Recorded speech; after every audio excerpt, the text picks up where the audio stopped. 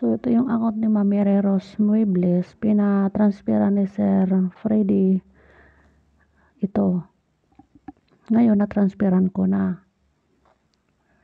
Ito yung credits niya, 110. So, dati na siyang activity, di ba, noong nakaraang buwan. So, ngayon, nag-expire siya nung ito. Expire niya noong 22, December 22. So, inactive na siya. So, ang gagawin natin para mag-active siya uli, click natin tong my Unimetrics tree, click my account, iurong lang ito, is itong kulay blue na sa dulo, i-click yan. Tapos, yung auto renewal setting, wag nyo muna yan halimbawa, kasi ang balance lang doon ay 180 credits, wag ito ang pipindutin. Ito, wag yan. Gagamitin lang itong 1 month or itong lahat na to kung na-activate na yung account niya. So, ngayon ang gagawin natin, sorry. Balik lang tayo doon ulit. Itong blue, tapos itaas. So, dito tayo. Ito, nakita nyo itong renew ang i-click natin.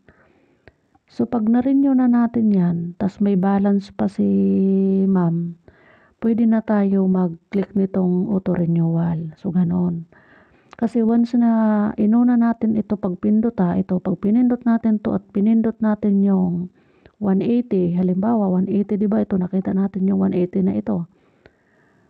Na-click natin yan at na-save setting para yan sa sunod pa na buwan. Kaso kailangan natin siya ngayon i-activate kasi hindi po si ma'am, hindi siya active. So, yan. Dito tayo mapindot. Ito yon. Ito, renew. I-click renew. O, yan. So, yan. Dahil activated na ang account niya, na-activate na natin, diba? Pwede na siya gumamit nitong, auto-renewal. Kung mayroon pa siyang balance doon, pwede niya na itong gamitin ito. Kasi once na inailagay doon natin kanina yung 180, magugulat ka bakit inactive ka pa rin. Para ito sa susunod na buwan. So, ganun siya, guys. So, ayan. Partner. I-check natin ang kanyang, expiration uli. So, dito, ayan. O, di ba, nakalagay na 2025, January 26, mag-i-expire ang account ni ma'am. So, active na siya ngayon. So, ganun po, guys. Dalawa yung, yun. Wag po malilito doon. Kasi, pag nailagay po sa, magugulat kayo, bakit inactive pa rin ako? Naglagay na ako ng 180 credits. Para po yun sa sunod na buwan. So, kailangan mo muna i-activate ang account mo na ito bago ka magamit nung,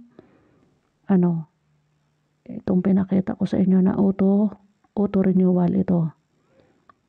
Ito yan. Sa gusto naman mag-upgrade, $4 yan. Ito, yung upgrade na ito. Kailangan meron kang 4,000 na, credit sa balance mo. 4,000 credits or $4 yan. Ganun siya.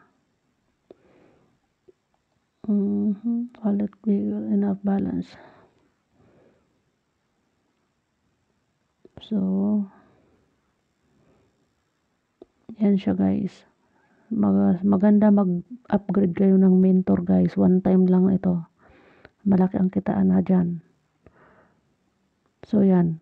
Nawala ng balance ni ma'am at activated na siya. So, ganun po, ma'am. So, sundan nyo lang po yung ko kasi pag once po na nagulat kayo, inactive pa rin kasi napunta siya para sa sunod pa na buwan.